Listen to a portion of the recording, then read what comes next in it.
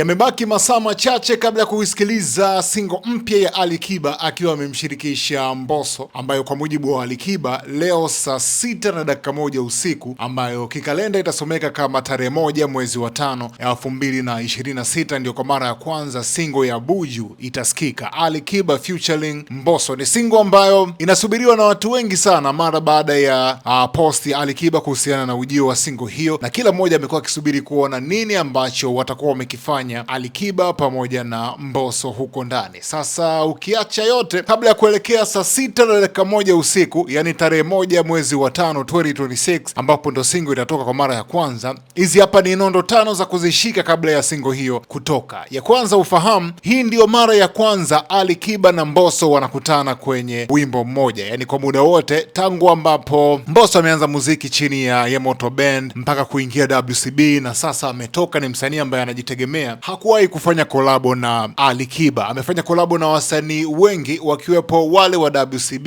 lakini pia wa nje ya WCB, lakini kwa mara ya kwanza ndio anakwenda kufanya ngoma na Ali Kiba. Imewachukua muda kidogo na limekuwa ni swala ambalo wengi walikuwa wanaliona, yani kolabo ya hawa watu wawili ilikuwa inategemewa ama kusubiriwa, lakini lini itakuja, hicho ndo kiliendelea kuwa kitendawili. So kwa mara ya kwanza unaenda kuisikia kolabo yao tangu waanze mziki, tangu waanze kufanya kazi zao. Hii ndo mara ya kwanza wanakutana kwenye single moja. Nondo ya pili ya kuichukua, kila mmoja amejithibitisha ama amejitanabaisha kuwa shabiki wa mwenzake. Ni kwa muda mrefu kidogo tumekuwa tukiona zile videos Ali Kiba akiwa anaimba baadhi ya ngoma za Mbosso, na wamekuwa wakionekana pia hata pamoja kuonana kwenye baadhi ya maeneo, kitu ambacho kimeonyesha ukaribu ambao upo kati yao, mbali na yote ambayo yamekuwa yakiongeleka, mbali na stories hapa na pale, lakini wamekuwa karibu kinoma noma, na kila mmoja amekuwa kipenda ambacho mwenzake anakifanya. Kama utakumbuka kwenye tamasha la Simba linalofahamika kama Simba Day, ambalo Mbosso alikuwa ndo headliner, Ali Kiba alimpa pia pale pande fulani, akapanda naye stejini na nini, na Mbosso akaipiga pia ngoma ya Ali Kiba kuonesha namna ambavyo anamkubali, namna ambavyo amekuwa akiappreciate ambacho Ali Kiba anakifanya. So fahamu ya kwamba Mbosso ni shabiki mkubwa sana wa Ali Kiba, kama ilivyo pia kwa Ali Kiba ni shabiki mkubwa sana wa muziki wa Mbosso. Nondo ya tatu ni kwamba hii inaenda kuwa ni mfululizo wa kazi zao za collaboration, kazi za kushirikiana tangu mwaka 2026 uanze. Huu ni mwaka ambao mwanetu Ali Kiba ameanza na kolabo mbili kubwa ambazo zimefanya poa ama zinafanya poa mpaka sasa. Alianza na Tamu Chungu ambayo alishirikishwa na msanii wake kutokea Kings Music, anafahamika kama Vanilla, na hii ilitoka miezi mitatu iliyopita, Januari 21,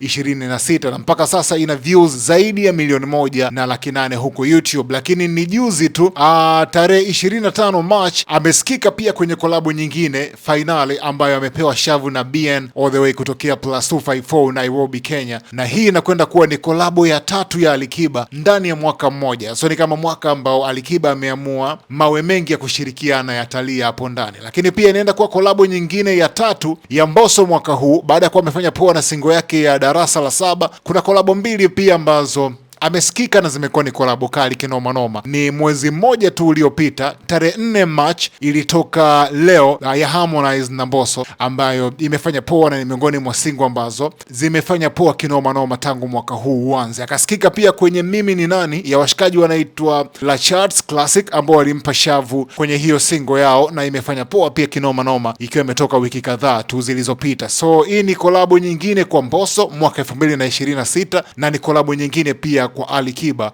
kwa mwaka 2026.